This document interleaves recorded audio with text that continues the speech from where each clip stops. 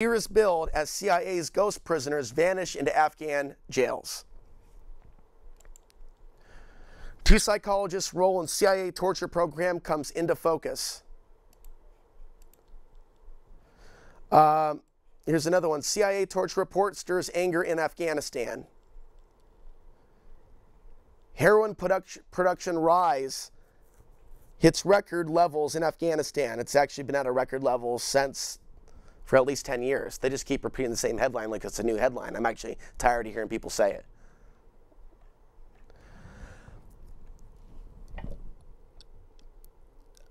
I understand people don't want to hear spiritual commentary from me. But the fact of the matter is, we're here on this reason to evolve. We're here on this we're here on this planet to become better people.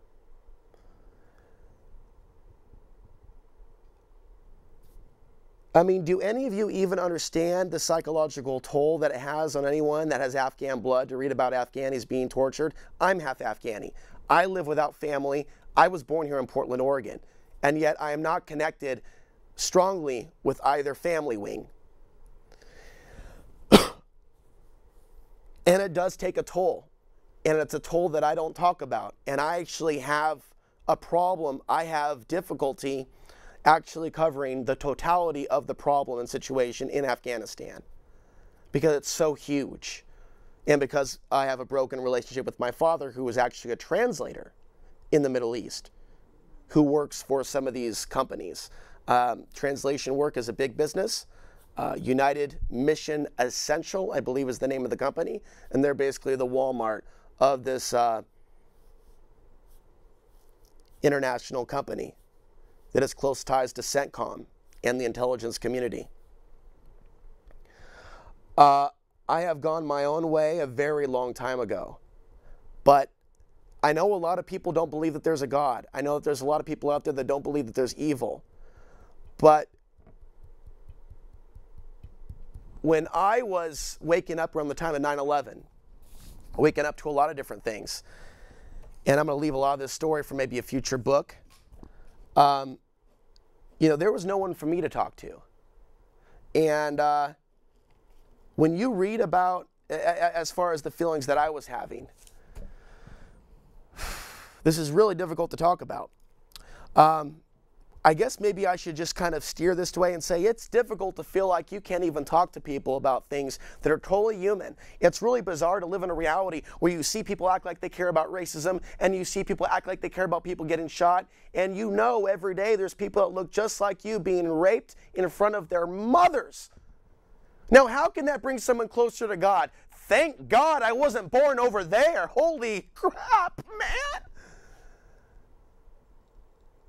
And look at all the years I've been involved in activism with this bloodline from the Ansars. Most of you don't even know what an Ansar is. An Ansari, what's that?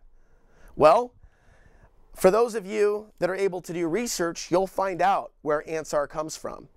And knowing where it comes from, knowing the roots, it's really creepy to see this manufactured war between the West and Islam. To know in your heart that radical Islam is funded by dirty intelligence money. To know in your heart that this is a fraud what's taking place in France. To know in your heart that one day, folks, in fact, when I go to Colorado, you know, I've been asked before, what race are you? Where are you from? You know, people get all weird about it.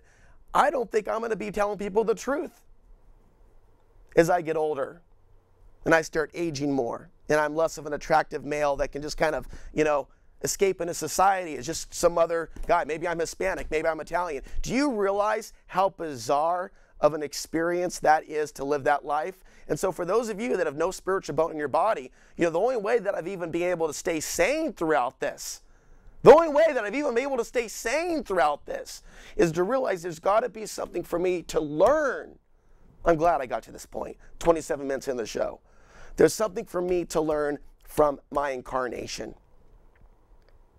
You know, realizing that, oh my God, I'm not strongly connected with either side of the family, the white or the Afghani. I've been rejected by both. There's something so unique and there's something so offensive about the material that I share on this show that it literally has alienated me from most all family.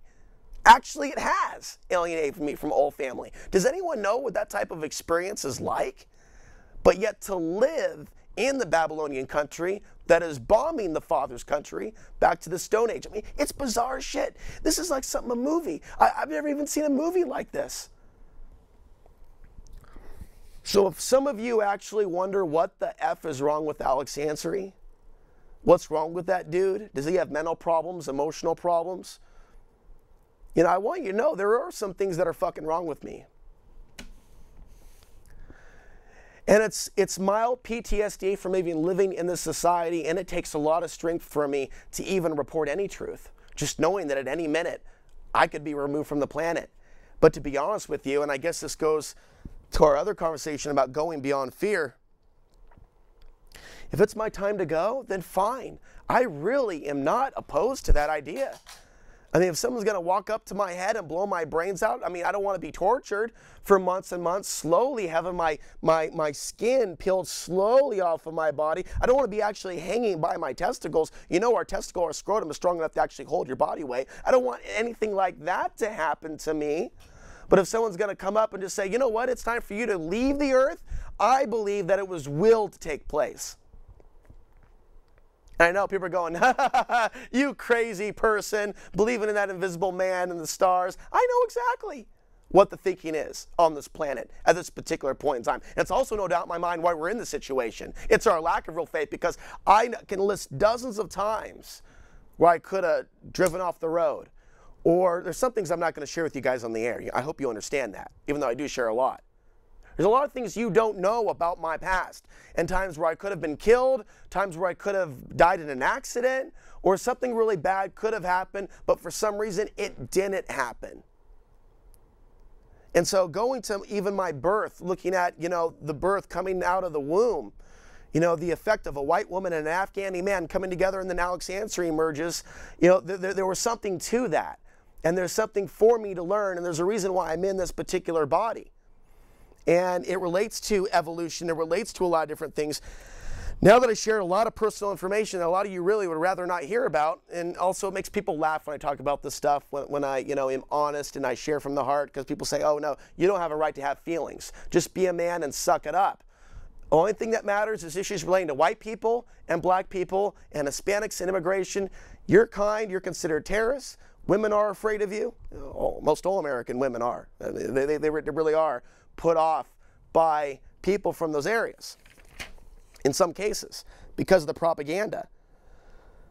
You know, you constantly hear about Sharia law. You constantly hear about all these horrible things happening in the Middle East. You don't think that that's going to have a psychological effect on a population when they see people with features that look Persian?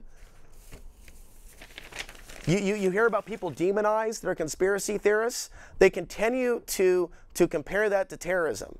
Conspiracy theorists to terrorists. Men are continuously, even white men, Hispanics, blacks, men all the way around, they are a constant target in our media. And they are constantly marginalized as the potential rapists. So certain men living today in this society are getting a lot more of that judgment than other men, depending on the level of propaganda taking place at that moment, the types of news headlines running at that moment, featuring people in the headlines that happen to look a certain way. What a lot of people don't understand is this imagery, and all imagery, has an effect on brain wave activity. Okay, so people are constantly hearing about these things and hearing about people from certain countries. That's going to be a part of their decision making.